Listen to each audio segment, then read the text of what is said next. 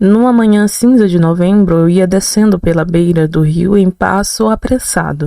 Uma garoa fria molhava o ar. Passantes negros abrigados em guarda-chuvas disformes se entrecruzavam. O Sena amarelado carregava seus barcos de mercadoria parecidos com besouros. Nas pontes, o vento fustigava bruscamente os chapéus, cujos donos lutavam com espaço para salvá-los, fazendo aqueles gestos de contorções sempre tão penosos para o artista. Minhas ideias eram pálidas e brumosas. A preocupação de um encontro de negócios, aceito na véspera, atazanava minha imaginação. O tempo era curto.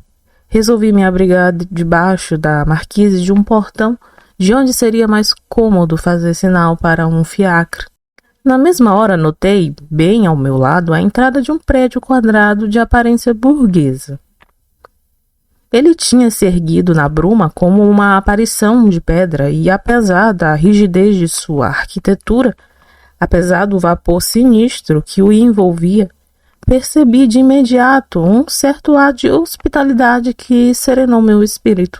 Sem a menor dúvida, pensei. Sem a menor dúvida, as pessoas que moram aqui são gente sedentária. Essa soleira é um convite a parar. A porta não está aberta? Então, com a maior polidez do mundo, satisfeito, com o chapéu na mão, até mesmo meditando em um madrigal para a dona de casa, entrei sorridente e logo me deparei no mesmo nível, com uma espécie de sala de teto envidraçado de onde caía a luz do dia lívida. Nas colunas estavam penduradas roupas, cachecóis, chapéus. Mesas de mármore estavam instaladas em todos os cantos. Vários indivíduos de pernas esticadas, cabeça levantadas, olhos fixos, jeito confiante, pareciam meditar. E os olhares eram sem pensamentos, os rostos eram da cor do tempo. Havia pastas abertas, papéis desdobrados perto de cada um deles. E então percebi que a dona de casa, com a cortesia acolhedora com que eu estava contando, era ninguém menos do que a morte. Olhei para os anfitriões. De certo, para escapar dos aborrecimentos da vida azucrinante, a maioria dos que ocupavam a sala tinham assassinado seus corpos, esperando assim um pouco mais de bem-estar. Quando estava ouvindo o barulho das torneiras de cobre presas no muro e destinadas a regar diariamente aqueles restos mortais, escutei o ruído surdo de um fiacre. Ele passou de frente do estabelecimento. Fiz a reflexão de que meus homens de negócios estavam esperando. Virei-me para aproveitar a boa fortuna. De fato, o fiacre acabava de vomitar na soleira do prédio colegiais de pileque que precisavam ver a morte para acreditar nela. Olhei para o fiacre vazio e disse ao cocheiro: "Passagem de l'Opéra."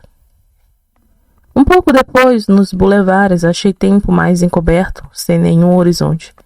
Os arbustos, vegetações esqueléticas, pareciam indicar vagamente, com a ponta dos galhos negros, alguns pedestres aos policiais ainda sonolentos. O carro ia apressado. Pela vidraça, os passantes me davam a impressão de água correndo. Chegando ao meu destino, pulei para a calçada e peguei passagem. No final do corredor, bem na minha frente, reparei na entrada de um café, desde então consumido por um famoso incêndio, pois a vida é um sonho. Relegado ao fundo de uma espécie de galpão, debaixo de uma arcada quadrada de sinistra aparência. Os pingos de chuva que caíam no vidro de cima escureciam mais ainda a pálida claridade do sol. É aqui, pensei. É aqui que me esperam os meus homens de negócio, de copo na mão, olhos brilhantes e desafiando o destino. Então virei a maçaneta da porta e me deparei no mesmo nível, com uma sala onde a claridade do dia caía do alto, lívida pela vidraça. Em colunas havia roupas, cachecóis, chapéus pendurados. Mesas de mármore estavam instaladas em todos os cantos. Vários indivíduos de pernas esticadas, cabeça levantadas, olhos fixos, jeito confiante, pareciam meditar. E os rostos eram da cor do tempo, os olhares eram sem pensamentos.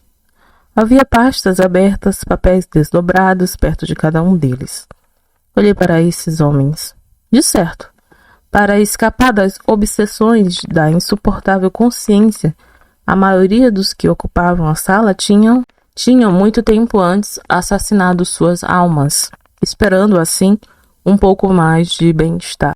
Quando estava ouvindo o barulho das torneiras de cobre presas no muro e destinadas a regar diariamente aqueles restos mortais, a lembrança do ruído surdo do carro voltou ao meu espírito.